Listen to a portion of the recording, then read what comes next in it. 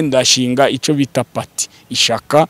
ndagiye kokora indi procedure yuko abanyarwanda bansinyiye mu turere bagera ku gihumbi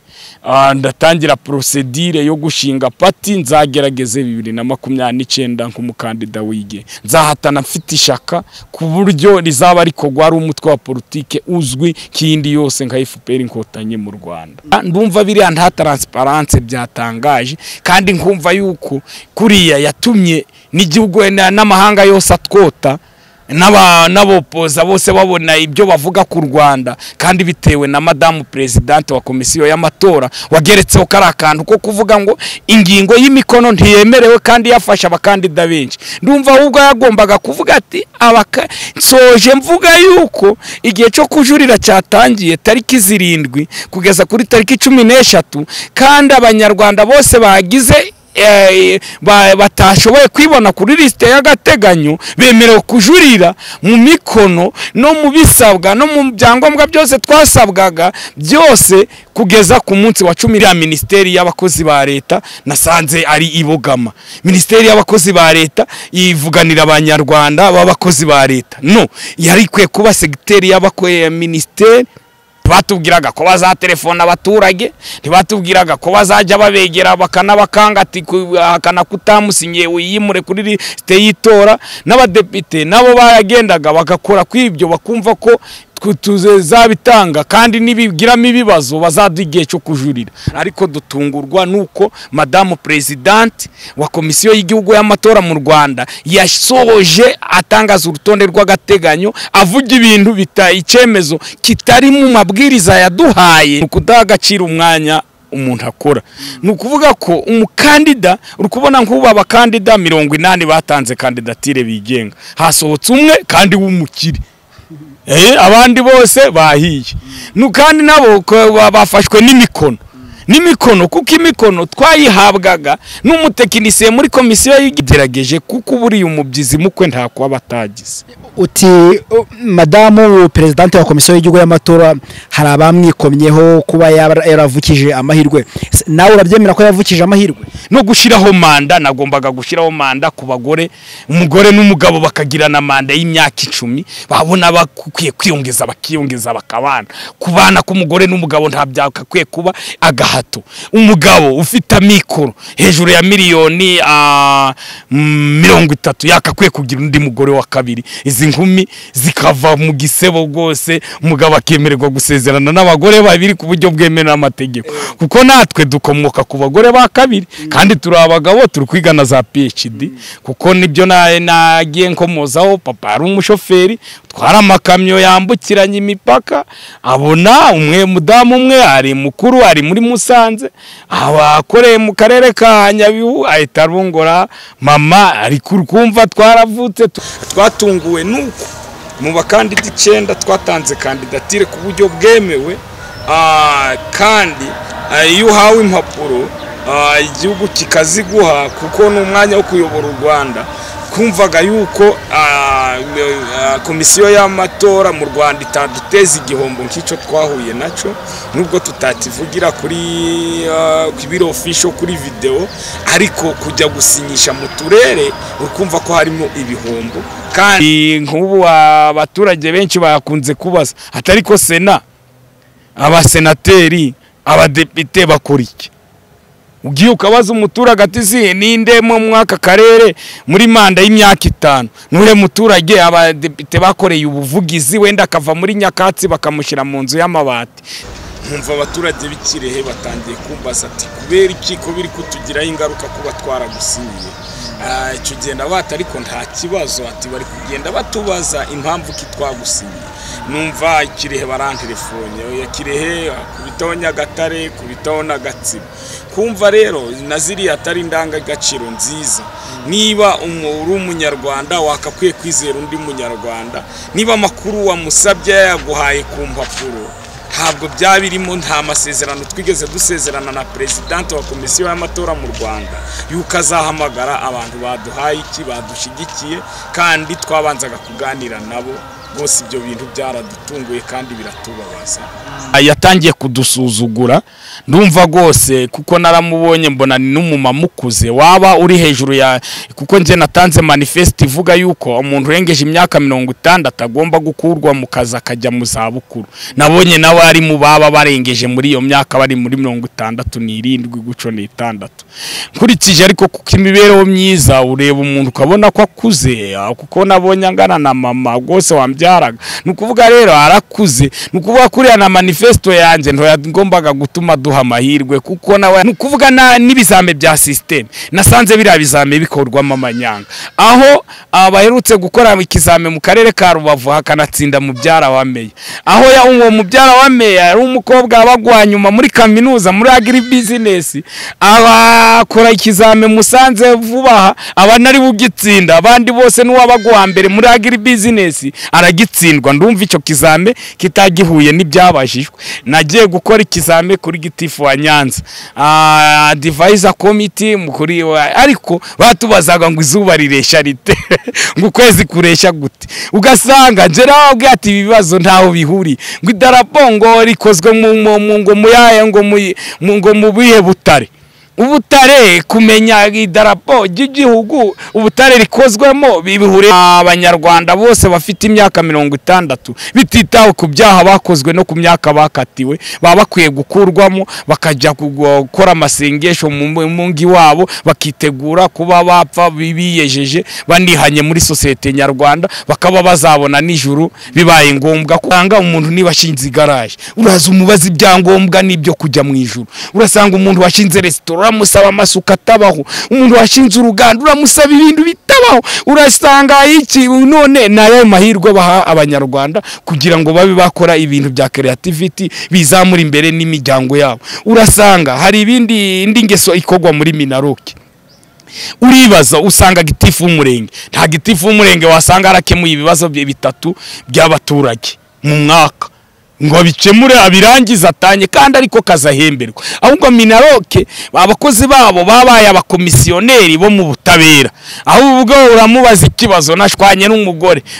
wenda hari ibyo tutumvikanaho wenda mu mitungo nashwanye n'umwana ahita kwakurira ati dore metero uburanaga gatsinda uzi no kwinjirira abacamanza umuntu arakwibye aragiye rakatiwe agarutse atakwishuye uri kumureba hariya kuko yahawe imbabazi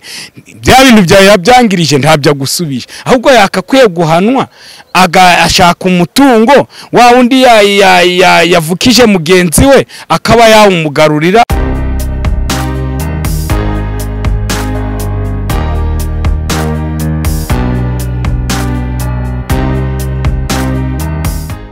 Yes, twongeye twasuze mwebwe mukunda kandi mugakurikirana ibiganiro byacu ngiye umva kandi nagusuza nitwa Young 250 the great of course mwene Sirake niyo mazina yanjye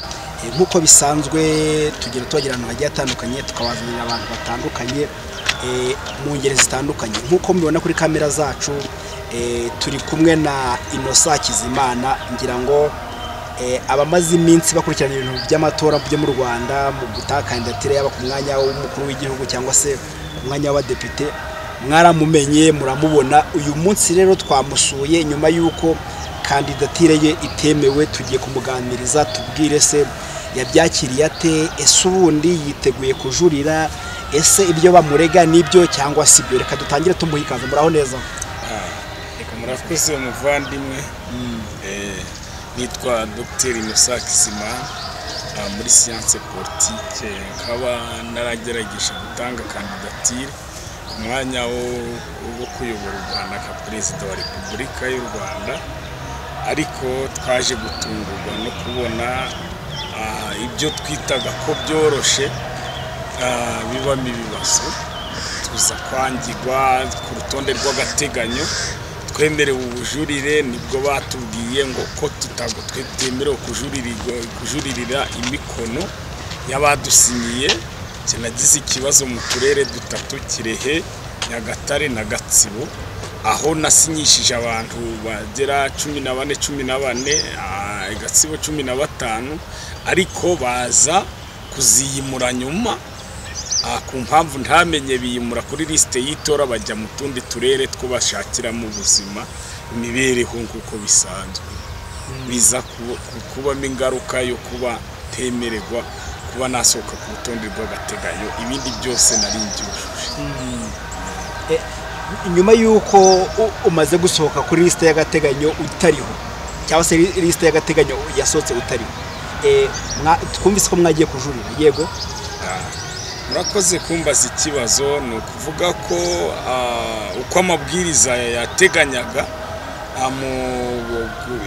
biri no mu gatabo mu gazeti nshya yasohotse tariki 20 z'ukwa kabiri 2024, ikozwe na komisiyo y'igihugu y'amatora iyobowe na perezida, madamu perezida wa komisiyo y'amatora mu gihugu n'umunyamabanga wa komisiyo wa komisiyo mu Rwanda y'amatora. Ni ukuvuga ko byateganwa mu ngingo ya 64 bavugaga ku byo gutanga kandidatire, bagataruka ku ngingo ya 65 bakavugamo ibyo gusohora kandidatire ku rwego rwa burundu, birengagiza nkana ingingo y'ubujurire, kubera ko ndumva ibintu by'imikono twari twigeze kunandikaho mbere 2023 mu mpera nkimara gutangaza, nasabaga komisiyo nk'abati niba umunyarwanda yiyumvamo ubushobozi bakamuhaye uburenganzira akemererwa akiyamamaza nta mananiza, kuko ibintu by'imikono twaje gusanga kuko uko babiduhaga nta mahugurwa babiduhuguriyemo, kuba narafashwe n'utwo turere dutatu, nuko hari ibwiriza bataduhaye, ntabwo bigeze batubwira yuko tuzava mu turere gusinyisha, baduhaga fishi ziriho amakuru yose bashaka, ariko ntabwo twigeze dusezerana ko bazatelefona abadusinyiye bagenda bababwira amakuru atari meza, ntavugira kuri ngo bamanje gutelefona abantu bagusinyiye. Murakoze kumbaza icyo kibazo. Nkimara gutanga natanze kandidatire ku buryo buri official tariki 28 z'ukwezi kwa gatanu, maze kuyitanga ndi mu modoka ndimo gutaha, nkumva abaturage b'ikirehe batangiye kumbaza ati kubera iki ko biri kutugiraho ingaruka kuba twaragusinyiye.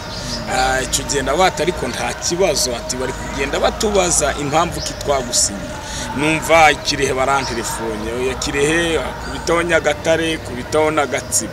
Kumva rero naziri atari indangagaciro nziza. Niba uri umunyarwanda wakakwiye kwizera undi munyarwanda, niba amakuru wamusabye yaguhaye ku mpapuro, ntabwo byabirimo, nta masezerano twigeze dusezerana na presidente wa komisiyo y'amatora mu Rwanda yuko azahamagara abantu baduhaye iki, badushigikiye, kandi twabanzaga kuganira nabo. Bose ibyo bintu byaradutunguye kandi biratubabaza.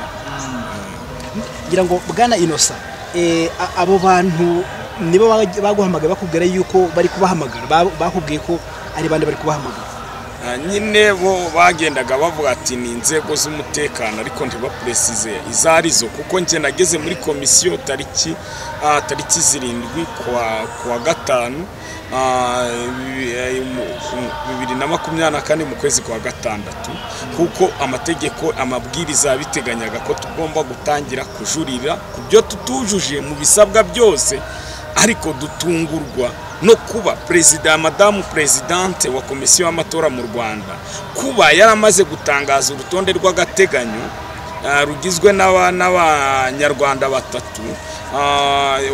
perezida wa repubulika uhagarariye FPR Inkotanyi na Frank Habineza uhagarariye Green Party, n'umukandida wigenga ushobora kuba yaratanze kandidatire bwa mbere afite imyaka 33, nabwo nto byabyemewe ko akora manda y'imyaka 2 yiyamamaza kuko byabyemewe, kuko nje namukurikiye nsinya mu mfata impapuro mbona afite amavuko y'imyaka 40 kuramo imyaka 7. Ndibaza niba uyu muntu yari ashoboye kwemererwa kuba yatanga kandidatire ku myaka 33 kandi hemewe 35, nabwo sinabyiseho kuko bitagiraga, ariko nk'umuntu wizeye uri muri PhD mu bintu bya science politique, ibintu byose yubibonye bikubera isomo, ukora analyze ukanalyzinga ukaza kuzangira. Twatunguwe nuko mu bakandida 9 twatanze kandidatire ku buryo bwemewe, kandi iyo uhawe impapuro igihugu kikaziguha kuko n'umwanya wo kuyobora u Rwanda, kumvaga yuko komisiyo y'amatora mu Rwanda itaduteza igihombo nk'icyo twahuye naco, nubwo tutativugira kuri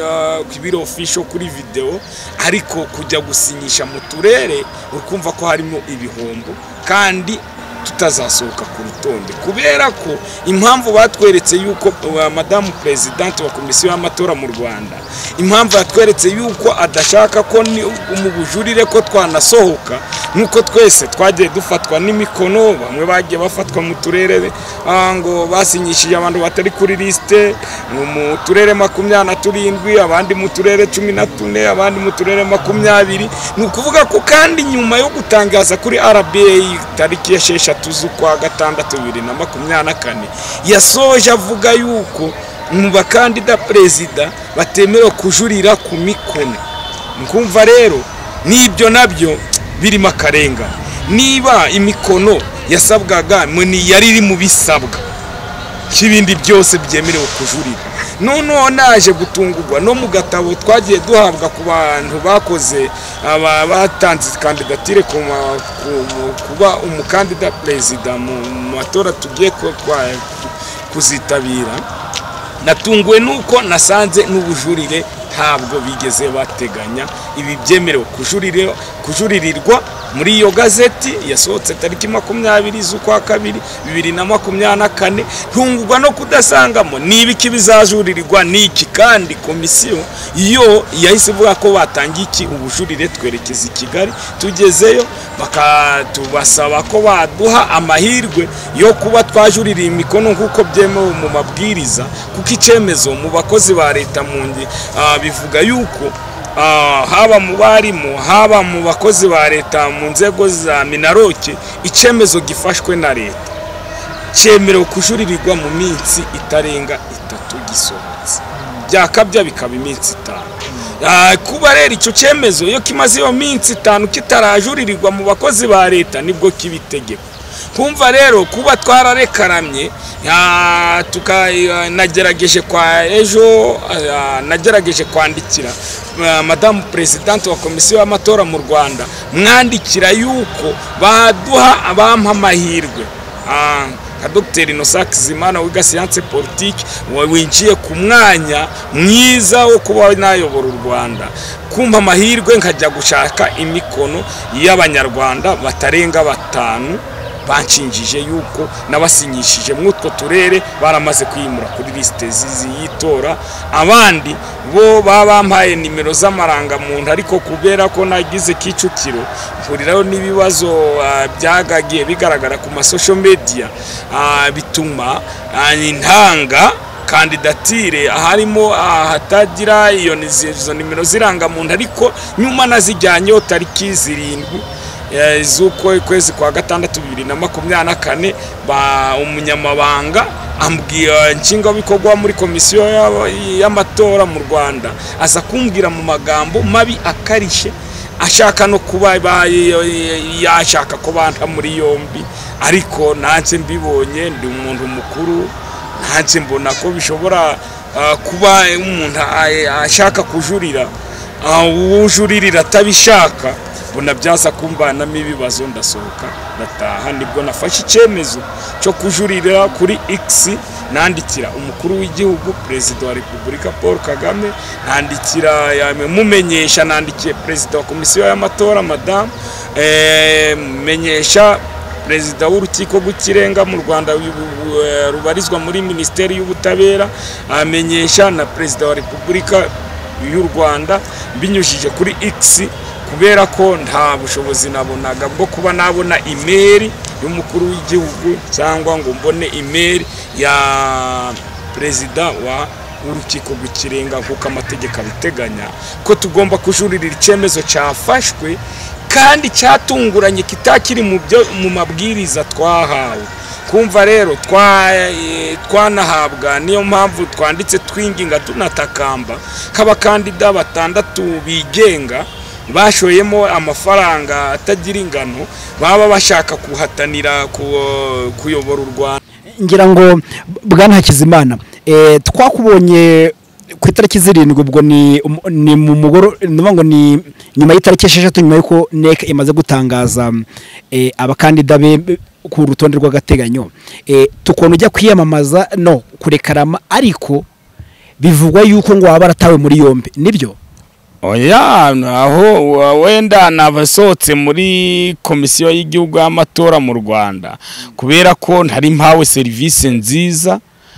n'umunyamabanga ushinzwe mu munyamabanga nshingwabikorwa muri komisiyo y'igihugu y'amatora mu Rwanda i Kigali hariya mu Kiyovu hahoze Rura. Nukuvuga nasohotse nijimye bitanshimishije ariko ndi umunyarwanda ufite uburenganzira nubwo hari ikintu kigomba kuva mu banyarwanda kukumva ko umunyarwanda wese yaremewe kujya muri gereza. Andumva gereza abayita mu magambo magufi abiriya mu magambo maremare ni correction,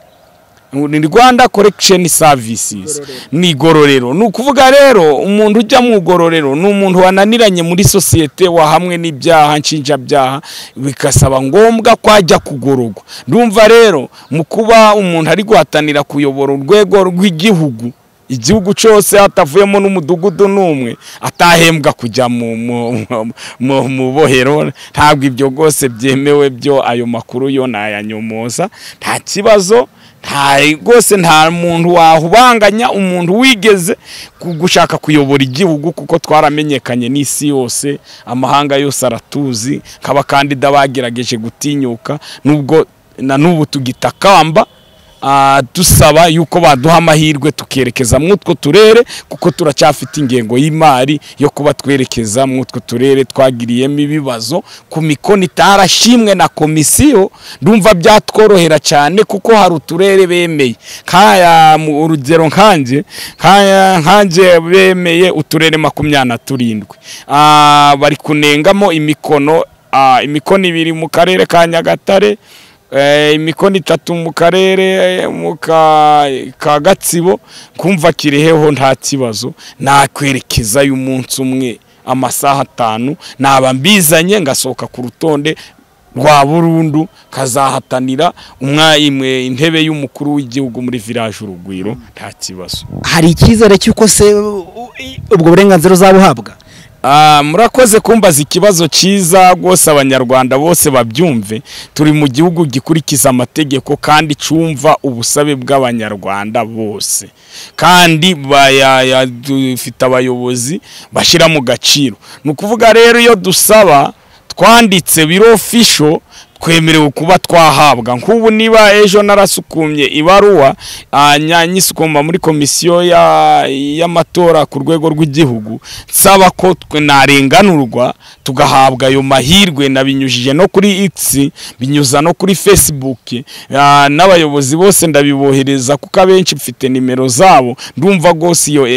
message ubwo butumwa bwageze mu gihugu ho cyose. Ndumva na nubu nuko ndafite amaso areba i Kigali. Ndumva ubwo komisiyo y'abakozi ba komisiyo y'igihugu y'amatora mu Rwanda ndumva ubwo baba bateranye bari kwiga kwico kibazo ko baduha uburenganzira kugira ejo bitarenga nka saa 6 bashobora gusohora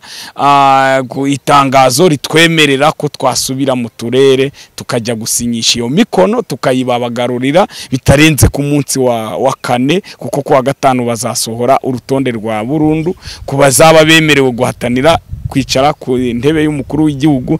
tariki 15 z'ukwa 7 2024. kandi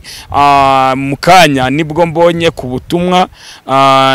umuntu w'i Kigali ashoboye kunyoherereza email ya Perezida wa Repubulika kandi ni umubyeyi udukunda twese. Ndumva gose atanagira n'ikibazo cyo kuba twaba turi kumwe turi guhatanira kuri iyo ntebe. Ndumva gose ejo dushobora kugera saa 6 twahawe igisubizo k'abakandida 6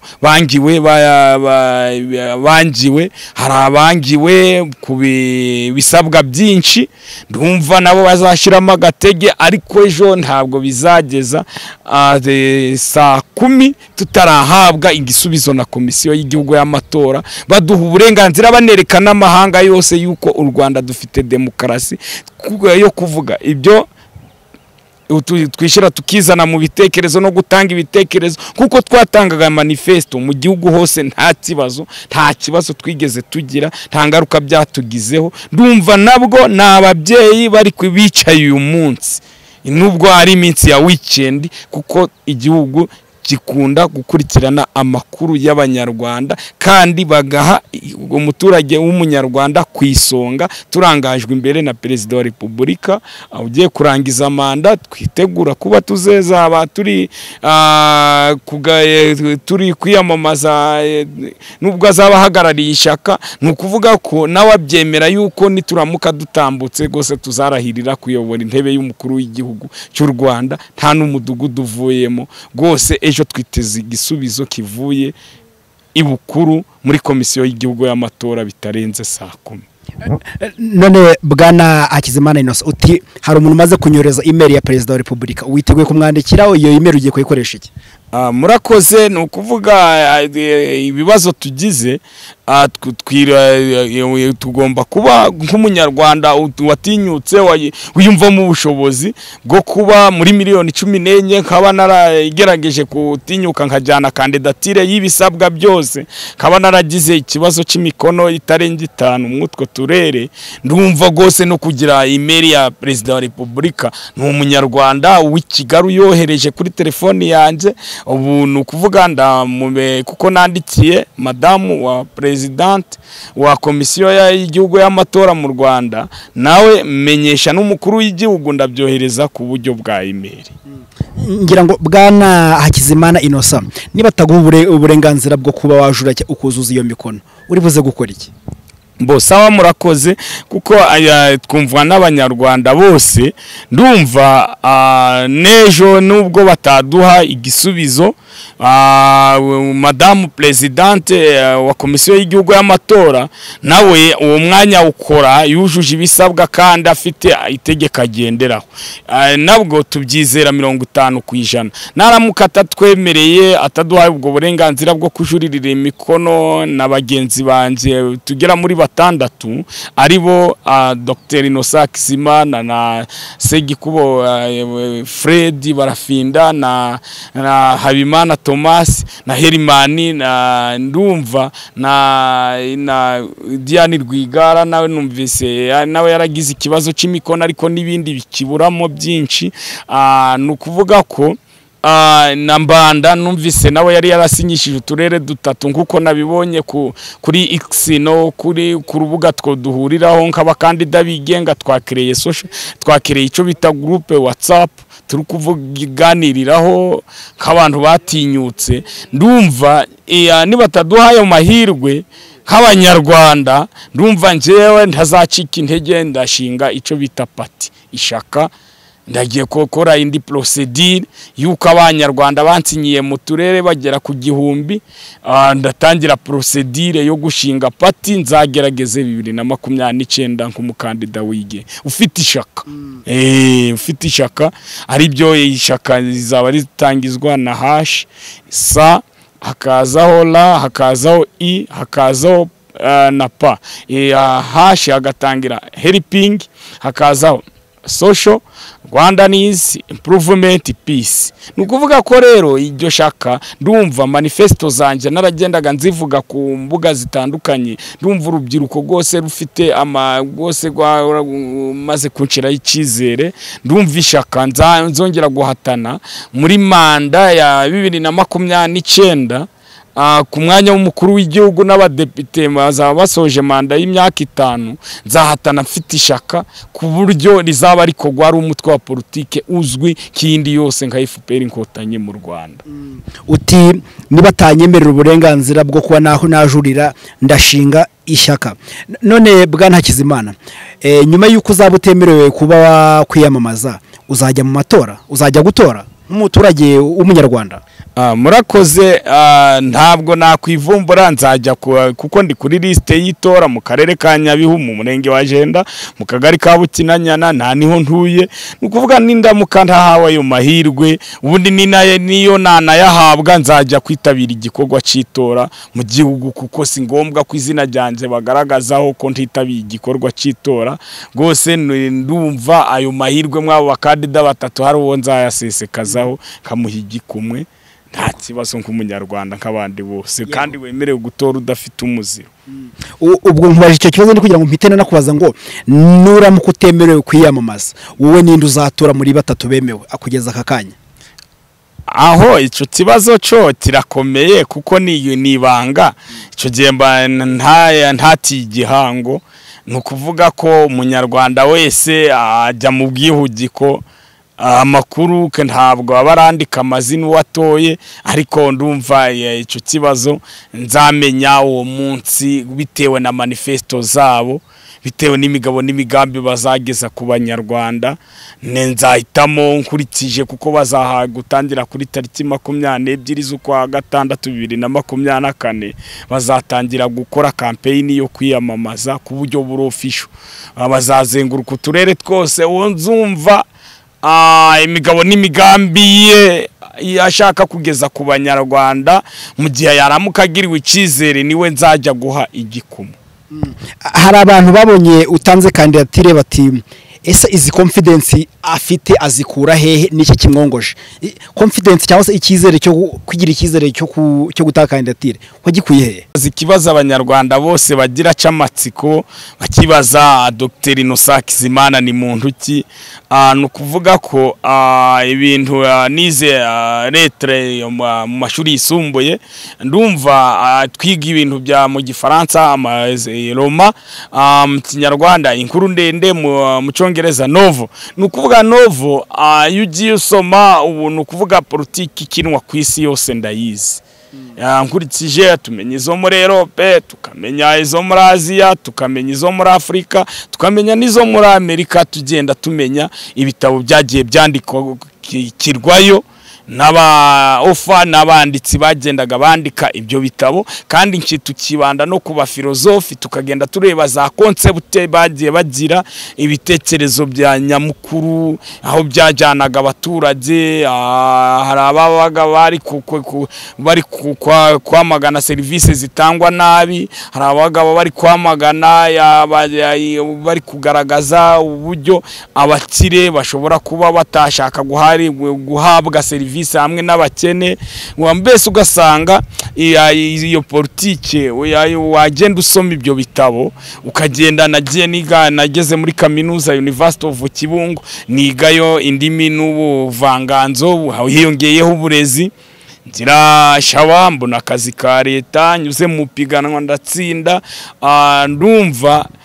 narize na masters mu bihugu by'amahanga y'ubuvanganzo ubuvanganzo bw'icyongereza ngo mnya kwinjira muri bya bitabo neza hari byo nagendaga nsoma za Julius Caesar ura General Roman nkagenda nsoma za Caucasian Psycho nkagenda nsoma Enemy of People A Man of People nkagenda nsoma ibitabo bita Things for Apart zandikiwe za Nigeria byatumye bibi imbarutso yo ko abanyarwanda babona independence nukuvuga ko na za pere zagiye zandikwa za Crucible Massachusetts muri Amerika nkagenda mbona icyo bita Our Nation byagiye ibyo bitabo byose nagendaga nkora analyse za Mine Boy za South Africa nkagenda nsoma ibyo bitabo nkagenda nkora analyse kakora summary nkabyigisha abana bagatsinda ku rwego rwo hejuru bakabona n'amaburuse kuko ndi mwarimu na nisaha ushaka kujya gutangira kwigisha ku rwego rwa kaminuza kuko ndi mu cyiciro cya PhD ndumva ndagisoza mu mpera z'uyu mwaka ntangire n'ikindi cyiciro cya PhD muri University of Rwanda muri education. Ngira ngo nari nkubajije utubwiye Hakizimana ni muntu ki none nyuma yuko wize ibyo byose ugasoma ibyo bitabo byose icyizere cyangwa se niki cyatumye uvuga ngo reka nanjye guhatanira umwanya w'umukuru w'igihugu nticyo abonye kitagenda bava uti reka ngiye guhindura? Murakoze ni ukuvuga ko impamvu nagize icyizere na ibyumviro byo kumva nayobora ni ukuvuga ko byahereye hasi kuko natangiye kuyobora nyobora famiye mfite imyaka 14 hejuru yuko nari mbuza ababyeyi bombi biba ngombwa ko mu gihe cy'umutekano muke mu bitero shuma by'interamwe zajyaga zitera mu karere ka Nyabihu byo bintu byaragaragaye za 9-7 ni ukuvuga ari nkimara kubura ababyeyi anasigaranye inshingano yo kuba nayobora famiye umuryango ugizwe n'abana 5 mbasha kuba wa nyuma gose agiye kujya muri Isirayeli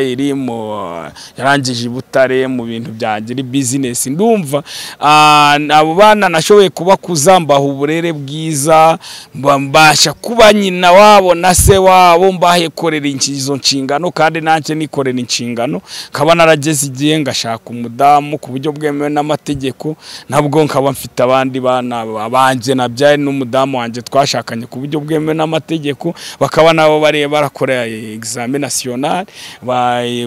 nabo bakerekeza muri kaminuza ni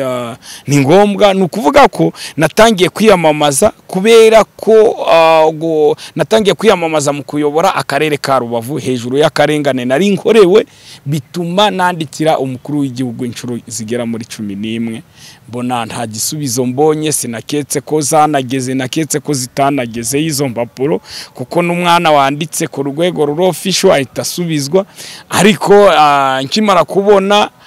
ndasubijwe hejuru yuko natangiye akazi mu karere ka Rubavu mfite diplome ya licence ngahemberwa AD kandi diplome yanjye gahemberwa mu gihe mugenzi wanje uri Baringa nakora ibizami kunzamura bikaba ibibazo nakwandikira inzego zose bikagenda bibi bibazo nibyo byatumye Pita mfata icemezo cyo kureba abanyarwanda bose babo bagira ibibazo bakandikira abayobozi ntibabaye service nziza ngo babaho ubutabera neza nkuko busabwa Pita mvuga atari ko wabo umuyobozi yakemura byinshi nibwo natangiye kwiyamamaza mu turere kandidatire kajya yemerwa kakora campaign neza ariko singira amahirwe yo gutambuka ndongera ningirageza mu karere ka Nyabihu 2021 naho nagose nari ngiye gutambuka neza aho bashatse kumpa no kuba umujyanama ndabyanga mvuga yuko nzongera kugerageza ngifite imyaka igihe itari yaba myinshi cyane ku buryo kuyobora nkibyemerewe nibwo nongeye kusubira kugerageza mu mwaka wa 2023 kwa tariki 7 z'ukwa 12 nabwo nari ntambutse kuba meya nuko nahanganye n'umuntu wari ukwiyongeza manda ya 3 avuye mu karere ka Rulindo bo bita Murindwa Prosipa ariko batamuha amahirwe yo kuba yakwemererwa manda ya 3 mu nzego zibanze mu karere ka Rubavu buno mba ndi meya wa karere ka Rubavu kuko nari ngimpatambutse neza gose abaturage banyumva manifesto neza nta kibazo ngira ngo bwana Hakizimana ukimara kuvuga uti niyamamarije kuyobora akarere ka Rubavu Nyabihu ese aho ntibyaba impamvu yatumye ujye kwiyamariza umwanya mukuru w'igihugu ari uburyo bwo kugira ngo ubone imyanya ikomeye ndetse bamwe bavuga bati nubundi ibi ngibi bari gukora ni nko kwigana inoti ahubwo barashaka kumenyekana barashaka indi myanya irenze iyo bari bariho murakoze nyine abanyarwanda turabahanga hafi kwisi ni ukuvuga ko buri wese abifata uko abishaka ariko nibyo nabyo kimwe cya kabiri cyawacu kuko niba warize amashuri ashoboka yose niba byose nta muntu udafite amatsiko yo kuba yakwicara kwirantebe y'umukuru w'igihugu nta muntu udafite amatsiko yo kuba yajya muri minejiste hariya haba inteko y'abasena n'abadepite nta munyarwanda udafite indoto yo kuba yabaho neza ahubwo amikoro niyabura ndumva kimwe cya kabiri cy'indoto z'abanyarwanda zirimo ariko iyo ugerageje kwiga amashuri arenze masters ugira nawe indoto yo kubaho neza nuko ubura inzira ubinyuzamo rero hari igihe ureba ati nibura ndamutse nkoze ngatanga kandidatire ku mwanya wo kuyobora u Rwanda nubwo ntatogwa nshobora kubona umwanya mu nteko nansi nkabaho neza kandi ngatanga n'ibitekerezo bikagirira iki abanyarwanda akamaro kuko nta muntu wapfa gutogwa adafite manifesto nziza ndumva keretse nibura abakunze kubona iyo myanya basa nkaho bayitoraguye zitabavunye nabanyuze mu mashaka kaba depite nkumva iyo ishaka ritsinze aba babona intebe 50 intebe 50 rero bashobora kuguha nta manifesto nziza ufite wageza ku banyarwanda ari naho wari usanzwe ukora utarushoboye kuba wayobora neza abantu bari kwinuba n'ibyo ukora ariko wanyura muri cano ahari ukanyerera ukagwamo ukaba wakicarire kuko ahanini uzasanga bitugiraho ingaruka nk'abakandida batangwa n'amashaka kubera ko abatizeye manifesto ze akanyura ku rwego rw'ishaka kubera gutanga imisanzu neza bakaba bamuzamura nawe rayo akamera nk'umuntu w'umucuruzi akaba atavugira abaturage kandi ari yo nshingano agira uzumva nk'abadepite benshi dusanganywe mu Rwanda bajya mu nganda bakajya muri parke mu bintu bya ekonomi mbese abaturage hari n'abaturage batazi ibibazo by'abadepite n'ibyo abadepite bakora hari nk'ubu abaturage benshi bakunze kubaza atari ko sena abasenateri abadepite bakora iki ugiye ukabaza umuturage ati si ninde mu mwaka karere muri manda y'imyaka 5 nure muturage abadepite bakoreye ubuvugizi wenda akava muri Nyakatsi bakamushira mu nzu y'amabati cyangwa akava ahantu hari muri riske mu yarare muri high risk akagenda bakamukorera ubuvugizi bakamwubakira inzu mwako karere kandi nta karere kaba kadafitemo abadepite nibura bakeya babiri ndumva rero ira myanya ari imyanya y'umunyenga hari imyanya yo kwirira ikingara nukuvuga yuko abenshi bayijamo batazi ibyinshingano bahawe n'Imana ariko byo byonyine nabakebura kabaha impanuro nukuvuga yuko y'Imana ikwemereye kuyobora bujya wakakwiye nawe kwigirira igitsure nawe ukavuga ati si ko mpembwa nk'umuntu uhagarariye abanyarwanda bo mu karere ka Musanze n'urugero abo baturage koko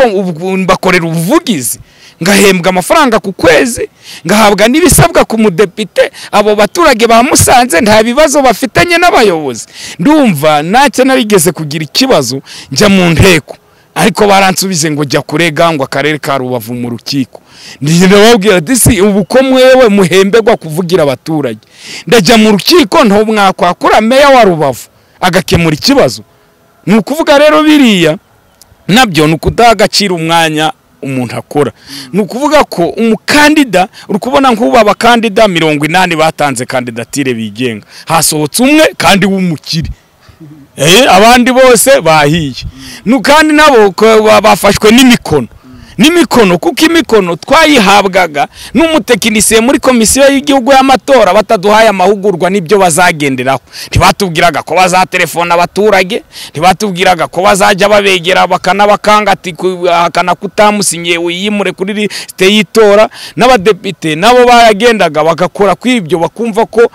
tuzabitanga kandi nibigiramo ibibazo bazadugiye cyo kujurira ariko dutungurwa nuko Madame President wa komisiyo y'igihugu y'amatora mu Rwanda yasoje atangaza urutonde rw'agateganyo avuga ibintu icyemezo kitari mu mabwiriza yaduhaye kivuga ko kujuririra imikono byava mu bisabwa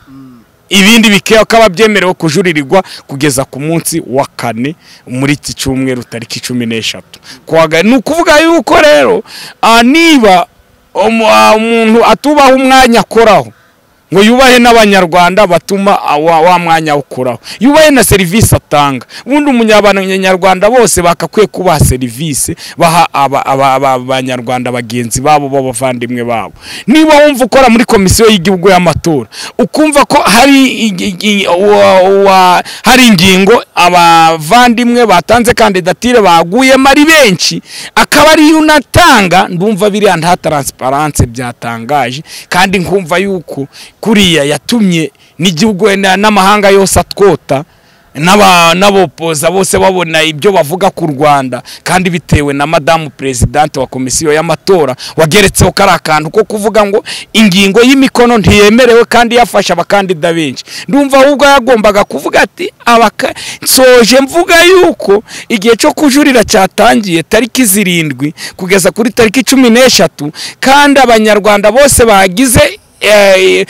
batashoboye kwibona kuri lisite y'agateganyo bemerewe kujurira mu mikono no mu bisabwa no mu byangombwa byose twasabwaga byose kugeza ku munsi wa 13 kuko hari benshi batazana rusoza baherigwa byinshi ntibagira ayo mahirwe ariko batamwitwayeho inabi ko yabavukije kuba batanga kandida kuba bakwemererwa kujya kuri lisite ya burundu. Ndumva gose kira kintu nacari kintu ndenga komisiyo gose nukuvuga ko uri kubona nko muri Kongo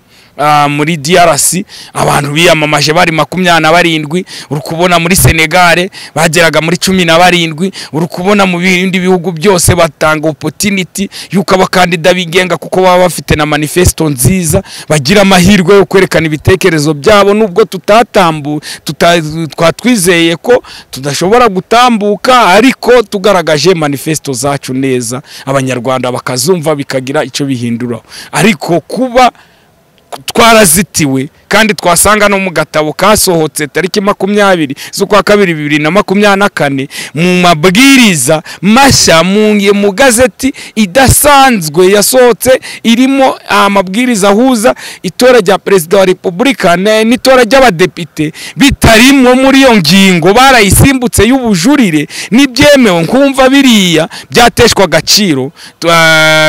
bigateshwa agaciro tukajuririra kuri iyo mikono tukanyaruka ejo bagasohora icemezo tukanyaruka tukajya mutwo turere tukabizana bakabisesengura abo bigomye kwanga bagakugwa ku rutonde rwa burundu ariko abo byemeye bagahabwa amahirwe yo kuba batangira kwiyamamaza tariki 22 z'ukwa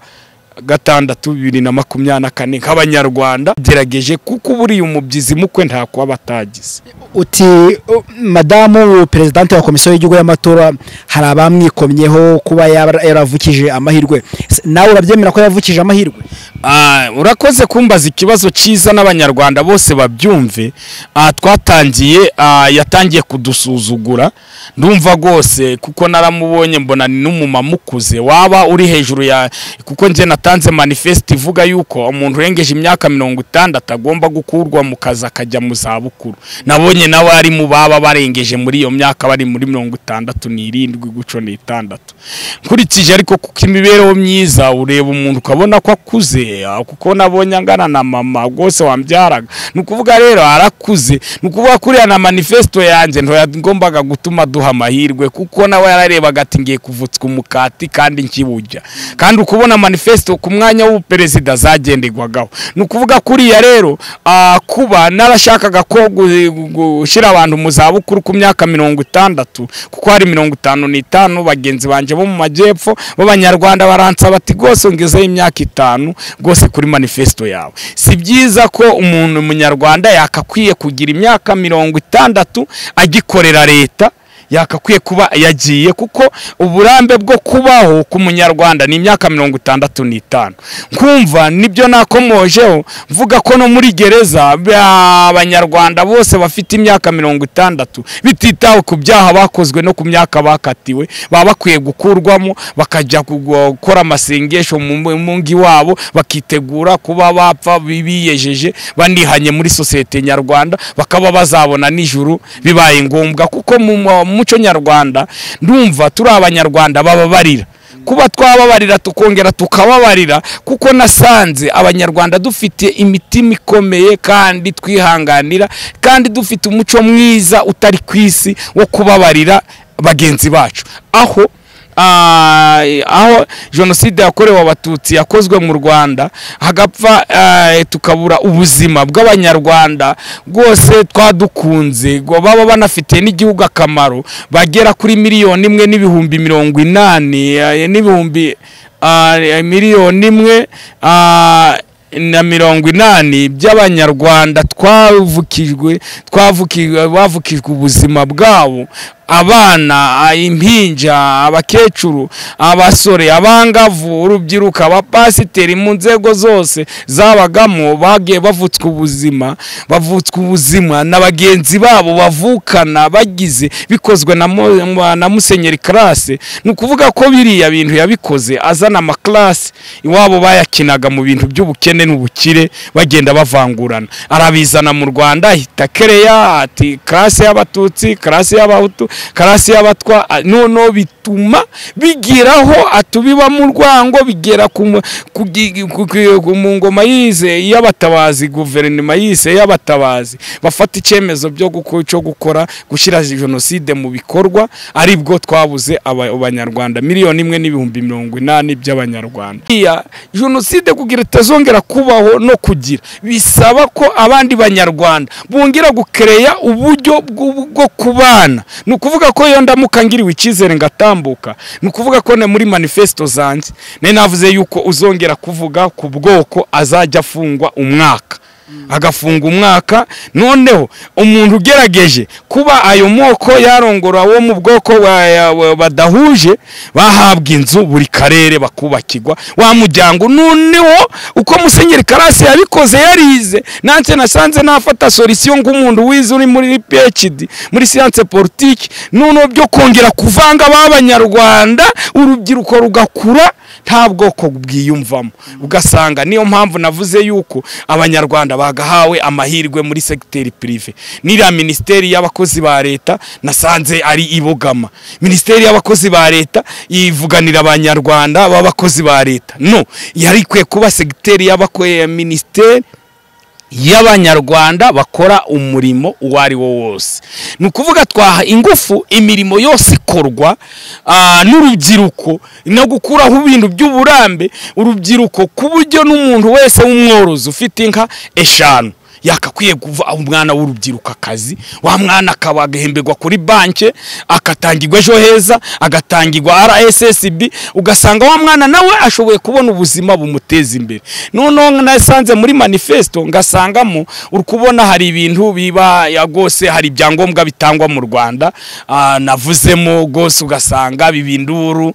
kandi ibyo byangombwa igihugu kibitanze kuri buri munyarwanda bitaba ikibazo. Nasanze nka magare nasanze urubyiruko rwose rukoresha amagare. Nta munyarwanda wari wemerewe kujya ku gare adafite permis provisoire, uruhushya rw'agateganyo rutarangira. Nta muntu ukorera uruhushya kabiri usibye yuko abantu baterana bagafata ibyemezo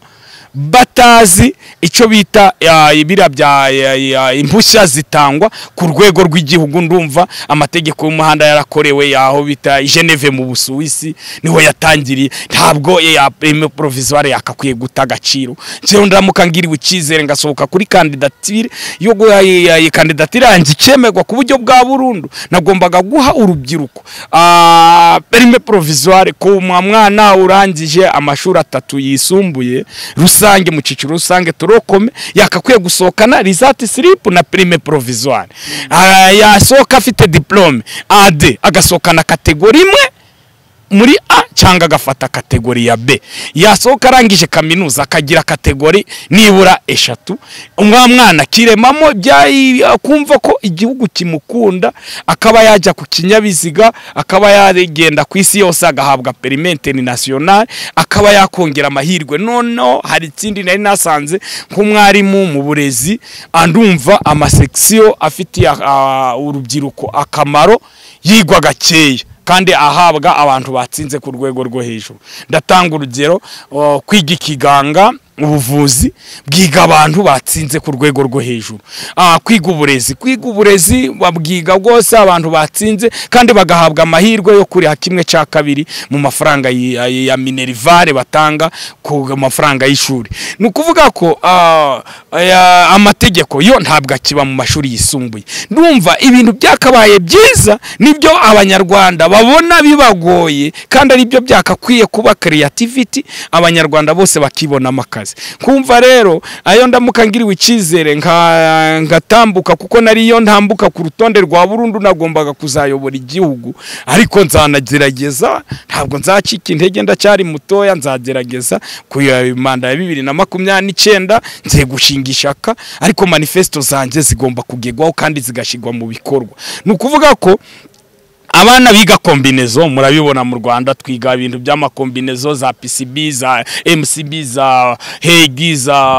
ndumva abanyarwanda bose babyumva neza usibye wenda abanyamahanga. Ariko ayo makombinezo yakakwiye kujya niba ari amakombinezo arimo biology harimo kuba umuntu yamenye ubuzima bw'umuntu yakakwiye gushigwaho n'ikiganga akiga karangiza diplome ashoboye kuba yakwiga kombinezo izo siyanse zigeretse ikiganga ku buryo yahita ahabwa akazi mu bitaro byigenga. None umwana urangije kwiga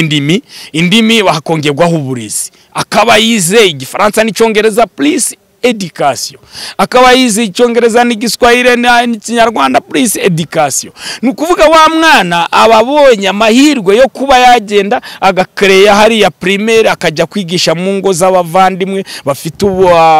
bafite mu mufuka zamutseho kuruta abandi, bakaba bamuha amahirwe yo kuba yabakorera akaba yakiteza imbere. Abandi bana bo mu mashuri abanza bakabona amafaranga bakateza imiryango yabo imbere. Ariko nkubu nabaha urugero mu karere ka Rubavu hari umunyeshuri nigishije witwa mu karere ka Nyamyumba, nigisha kuri karere ka Rubavu mu murenge wa Nyamyumba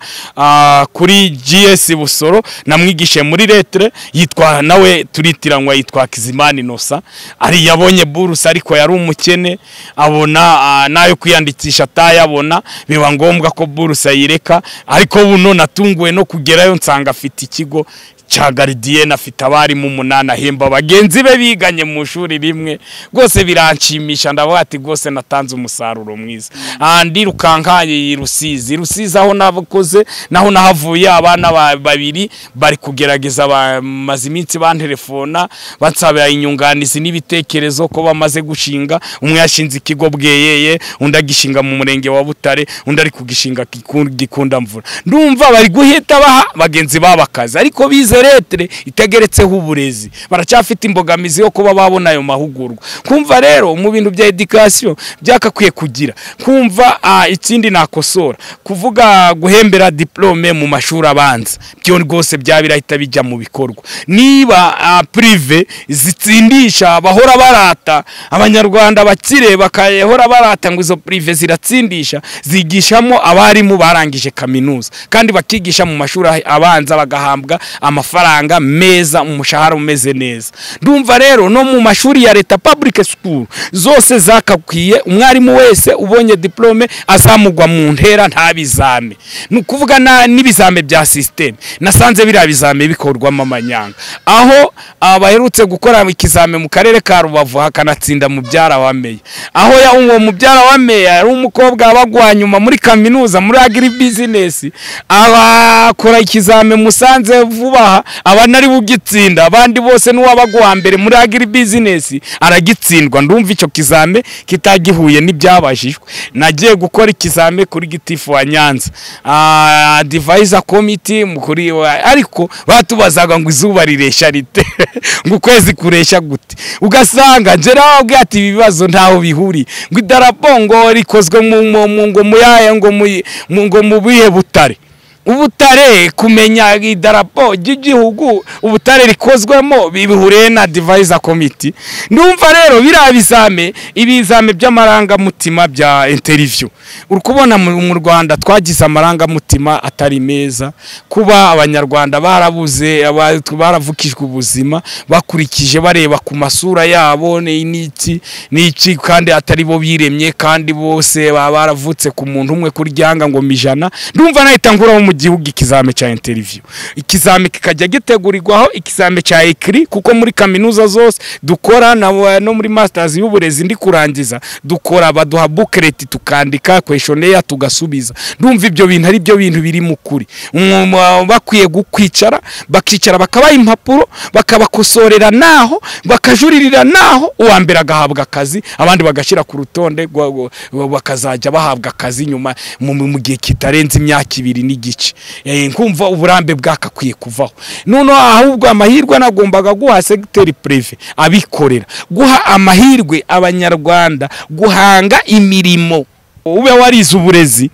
ku rwego rwa PhD wemererwa gushinga kaminuza, udafite ubukire wemererwa gushinga ikigo cha secondaire urangije kaminuza mu burezi, nta mahirwe baguha. Nesa ikubaza amanyubako ibukasanga ibintu bakora nabyo biba bitameze neza na karuswa kakanyuramo kugira bagusure. Ariko ibyo nabonye mu bihugu byadutambutse muri service, usanga kaminuza twagendaga twigamo hanze wasangaga bigamo mu gitondo primaire amashuri abanza saa 8 bakiga amayisumbuye nimugora bakiga mu kaminuza kandi tugakuraho diplome tukazizana mu Rwanda tukarera. Kumva rero niba ibindi bihugu ibico nabonye baturusha mu Rwanda no kutikomplika mu bintu byo gukereye imirimo. Urasanga umuntu niba ashinze igaraje uraza umubaza ibyangombwa nibyo kujya mu ijuru. Urasanga umuntu washinze restaurant musaba amasuka atabaho, umuntu washinze uruganda uramusaba ibintu bitabaho. Urasanga iki none nayo mahirwe baha abanyarwanda kugira ngo babe bakora ibintu bya creativity bizamura imbere n'imiryango yabo. Urasanga hari indi ngeso ikogwa muri Minaroke. Uribaza usanga gitifu umurenge, nta gitifu umurenge wasanga arakemuye ibibazo bitatu by'abaturage mu mwaka ngo bicemure abirangiza atanye kandi ariko kazahemberwa. Ahubwo Minaroke abakozi babo babaye abakomisiyoneri bo mu butabera. Ahubwo uramubaza ikibazo nashwanye n'umugore, umugore wenda hari ibyo tutumvikanaho, wenda mu mitungo nashwanye n'umwana ahita kwakurira ati dore metero uburanaga gatsinda uzi no kwinjirira abacamanza. Ukibaza ukabona mukanya yikubise mu modoka, wagerayo ukabona icyo akora no gusinya ku cyangombwa, nyamara muranga mimerereho tumenye ibyo gitifa akora, ariko nawe nta sinyaho kuko ntiyanabona n'umwanya wo gusinya kuranga mimerere. Buno bikogwaho na etat civil. Kibaza rero niba Minaroke yakakwiye kongeramo abandi bakozi kandi imihigo mu Rwanda nasanze yakakwiye yose kuvaho hagasigaraho umuhigo wo kunoza service neza 100%. Aho ugenda ukagera mu karere ukumva ubwose ukabona meya muraganiye, ukabona no kugira ngo umubone n'inkimana ba meya mu turere nta namaza guhaye. Nkumva iyo service ntabwo ari nziza. Ibikarito biruzuye nko mu karere ka Nyabihu ugiye mu biro by'ubutaka harimo amacupa y'amazi nciyamamaza. Niyo navuga ko umunyarwanda wese ninyobora akarere ka Nyabihu azajya ahabwa amazi, bagura amakarito 100,000. Na n'ubu nagezeyo ariyo banyimaho n'icupa ndabati mufungure hariya ninkwereho nifitiye icaka. No aya mazi niyamamazaga 2021 amakarito 1000 arimo, na n'ubu nta muyaha abaturage. Kubera iki ibintu bya birokrasi byakakwiye gucika mu Rwanda? Abayobozi bose bo muri Minaroke na ministre akajya agenda kuri tele ni na guverineri akagenda gakemura ibibazo by'abaturage kuko abenshi baba barize n'amategeko. Kubera iki batinya gushira mu mategeko mu bikorwa? Umugabo bakakwiye gusezeranira ku murenge bakanatanira ku murenge, bagaha amahirwe yo gutana imfuza hake na hake zitagaragaye no gushiraho manda. Nagombaga gushiraho manda ku bagore, umugore n'umugabo bakagirana manda y'imyaka 10. babona bakwiye kwiyongeza bakiyongeza bakabana. Kubana k'umugore n'umugabo nta byakakwiye kuba agahato. Umugabo ufite mikoro hejuru ya miliyoni 30 yakakwiye kugira undi mugore wa kabiri. Izi nkumi zikava mu gisebo rwose, umugabo akemererwa gusezerana n'abagore babiri ku buryo bwemerera amategeko. Kuko natwe dukomoka ku bagore ba kabiri kandi turi abagabo turi kwigana za PhD. Kuko nibyo nagiye nkomozaho, papa ari umushoferi twara amakamyo yambukiranye imipaka, abona umwe mudamu umwe ari mukuru ari muri Musanze abakoreye mu karere ka Nyabihu ahita arongora mama ari kumva twaravutse turahari tugeze ku rwego rwo kuyobora igihugu. Ndumva rero n'umugore wa kabiri yakomorwa kuba umugabo wese ugize amafaranga ari hejuru ya miliyoni 30 akiyongeza iyo nkumi nayo yekabyara ku iki kibazo kikavaho. Kuko usiga ubona ikibazo kiri mu rubyiruko, ntabwo urubyiruko rugifite amahirwe yo kuba rwajya gushaka kubera mikoro, kubona inzu, kugira ute nakuriya gufata icemezo. Kuba naravuze nariseguyeho nkavuga ati nibura kugira ngo dutsibanganye ibintu by'amoko mu Rwanda, abanyarwanda babeho nko muri paradizo. Nukuvuga yuko ari amoko ntabwo yahita acika kubera ko yamaze kujya mu banyarwanda. Umuhutu urongoye umututsi agahabwa inzu kugira ngo avange wa mujyango utsiba bya bindi by'amoko bivemo. Umuhutu urongoye umutwe agahabwa inzu, umututsi urongoye umutwe agahabwa inzu. Yamoko akongera bya bindi musenyeri classe rero classe yakoze bizahita bise nyuma y'imyaka 20 hazaba ari umunyarwanda n'umunyarwanda. Uvuze ngo ni umututsi, uvuze ni umuhutu, uvuze ni umutwe agafunga umwaka wose akawukora ari muri gereza ari mu gororego. Ari ibyo bintu byahita bituma ibintu by'amoko bivaho n'ibizame bya interview bikavaho, amahirwe serivisi kuko ubona ugiye nko ku murenge gitifu akagukemurira ibibazo, wumva kubwiye ati mpaka nimero kawe ka telefone, mukanya kumva ari kugutelefona ati bite none ko nagukemuriye ikibazo, ukibaza ntabwo ahembwa. Ugasanga nabiriya umushahara fatizo, umushahara fatizo nawe wica akazi. Umushahara fatizo, umushahara ubusumbane mu mishahara nabyo byica akazi. Niba perezida afite lisansi yakakwiye guhembwa nk'abalisansiye bose bo mu gihugu. Niba perezida afite PhD yakakwiye guhembwa nk'abantu bafite za doktora bose. Niba ministeri afite PhD akakwiye guhembwa uwo mushahara fatizo. Bakakuraho guhembera poste ahubwo bagahembera nivo, niho byatanga umusaruro bikarinda kujarajara. None n'umuntu akazarimo agatanga umusaruro atajaragurika. Ariko usanga nkatwe niba mu barimu urabo uri mwarimu uhembwa ibyo 300, nubona gitifu nujya ku bugitifu duhora turi kujya mu turere turi gukora ibizami. Oriye yo gukora akazi tuba twagiye gushaka iki akazi kugira ngo tuzamure iki umushahara. Rero wa mushahara uringaniye ndumva nakakazi kakogwa neza. No guhembera nivo niba mu kiganga kuba harimo ikibazo, abaganga benshi maze iminsi ndi kujya ku bitaro bakambwira ati gose wari watuvugiye manifesto zawe ni nziza. Niba umuganga yigiye diplome ye yakakwiye kuyihemberwa, ariko ibyo bizame baba bari kubaha ni ibyiki. Ibizame byuha abanyarwanda, umunyarwanda aragiye yize hariya muri DRC umwimye equivalence, umwimye license, izo za license yize kiganga ziba zishatse kuvuga iki. Ahubwo abanyarwanda niba agiye